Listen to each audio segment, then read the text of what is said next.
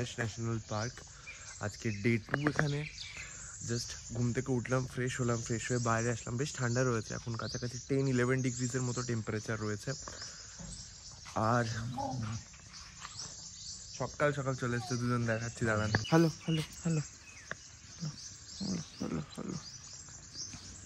So আজকে first মর্নিংয়ের itinerary হচ্ছে আমাদের 6টার থেকে এলিফেন্ট সাফারি করার প্ল্যান ছিল, বাট সামহাও আমরা 6টার টিকিট পাইনি। আমরা 7টা থেকে 8টা 1 ঘন্টা এলিফেন্ট সাফারি করব। আফটার দ্যাট 8টার সময় ব্যাক করে এসে জাস্ট একটু ব্রেকফাস্ট করে নিয়েই 9টার থেকে আমরা বেরিয়ে যাব হচ্ছে রয়্যাল মানস ভুটান যে সাফারিটা আছে। বেশ সারাদিনের সাফারি, এবং লাঞ্চ আমরা হয়তো বাইরেই করব আজকে, জঙ্গলের মধ্যে কোথাও একটা লাঞ্চ করা হবে। তো অসম হতে চলেছে আজকে সারাদিনের অ্যাডভেঞ্চারটা। আর চলুন অয়নকে উঠিয়ে দিয়ে আসলাম, অয়ন ফ্রেশ হবে, ফ্রেশ হলে আমরা সাথে সাথে কিন্তু বেরিয়ে যাবো। সকাল সকাল যে গাড়ি নিতে আসার কথা ছিল, গাড়ি নিতে আসেনি। তো আমরা কিছুটা হেঁটে আসলাম, হেঁটে এসে আমি আর অয়ন এই একটা টোটো পেয়েছি। টোটোতে করে এখন যাচ্ছি সামনে গেটের কাছে, কারণ 7টা থেকে আছে, এখন কাছাকাছি 6:50 তো বেজেই গেছে। তো লেট না হয় তাই ফটাফট বেরিয়ে গেলাম। আর দেখুন রোদ উঠে গেছে, মোটামুটি ঠান্ডা কমে গেছে, ওই জন্য নর্মাল প্লেনেই জামাটা পরে বেরিয়ে গেছি বাইরে। ওকে, এন্ট্রি করে নিয়েছি। আর সামনেই দেখুন, কালকেও ঢোকার সময় ময়ূরটা দেখেছিলাম, মনে হয় লাকি ছিল কিছুটা। তার কারণ হচ্ছে কালকে অনেকগুলো সাইটিং পেয়েছি, আজকে দেখি এলিফেন্ট সাফারিতে বেরোচ্ছে, এখন আমরা কতগুলো সাইটিং পাই। আর এই হচ্ছে গেট। অয়নের ঢুকতে ঢুকতে গরম লেগে গেছে।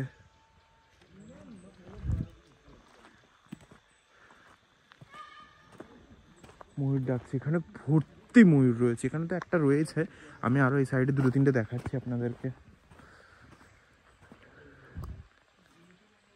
যদি দেখ, এখানে দেখুন, এখানে ইলেকট্রিক ফেন্স দেওয়া রয়েছে, এবং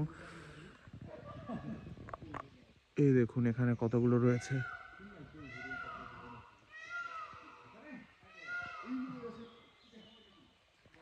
উফ, ব্যাপক লাগছে অ্যাটমসফিয়ারটা। আচ্ছা, ওই সামনে যেটা রয়েছে ওটা হচ্ছে এলিফ্যান্ট, ওখানে আসবে, এসে ওখান থেকে আবার বেরোবে। দেখুন পুরো এরিয়াটায় না ফেন্সিং করা আছে। কালকে বুঝতে পারিনি, শুধু রাস্তাটুকু ছাড়া, যে রাস্তাটা দিয়ে ভেতরে ঢুকে যাচ্ছে ওটা ছাড়া পুরো এরিয়াতে ইলেকট্রিক ফেন্সিং করা আছে।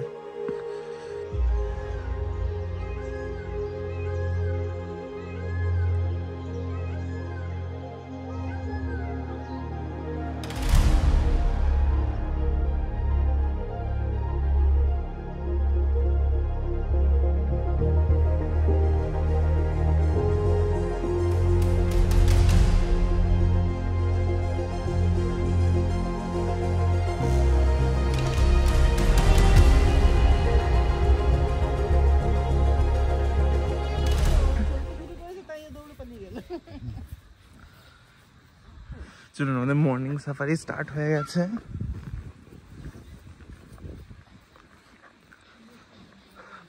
সামনেটা তো অয়ন আছে, আর বাচ্চা দুটো সামনে যাচ্ছে, আর আমরা এটাতে বসে আছি।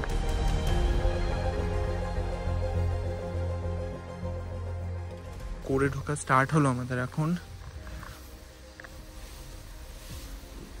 এখন অব্দি চাঁদ দেখা যাচ্ছে আকাশে।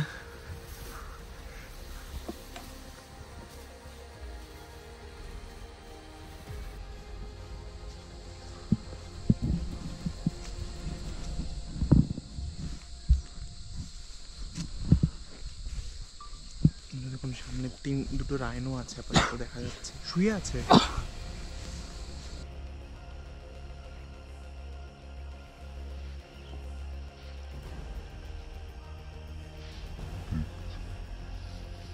মর্নিং এর ফার্স্ট সাইটিং ব্যাপক লাগলো। পিছনে এখনো রয়েছে, এই যে